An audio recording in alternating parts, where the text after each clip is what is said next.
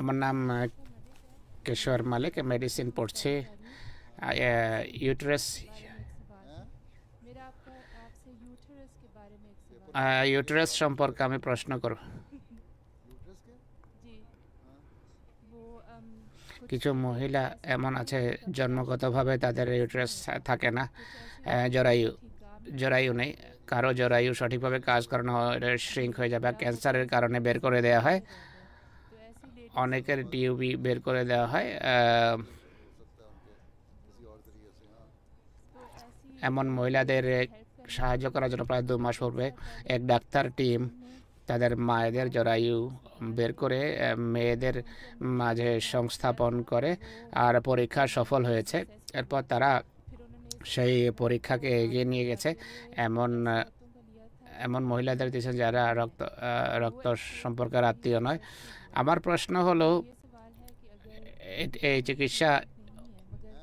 চিকিৎসা এখনো কমন নয়, কিন্তু যদি কোনো মুসলমান মহিলা এটি থেকে ফায়দা উঠাতে চায় তাহলে সে এই চিকিৎসা নেওয়া জায়েজ কিনা বা বৈধ কিনা?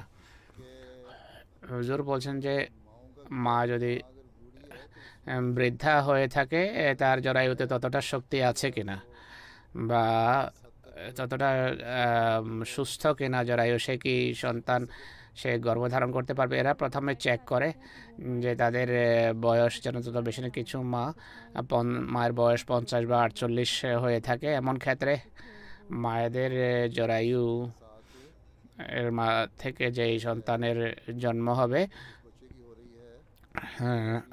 নরনারীর মাধ্যমেই হবে। এরা যা করে তা হলো এক অন্য পুরুষের শুক্রাণু নিয়ে বাইরে গ্রো করে জরায়ুতে যখন সংস্থাপন করে, সেটি ভুল। স্বামী স্ত্রীর যদি সন্তান হয় তাহলে কোনো অসুবিধা নেই।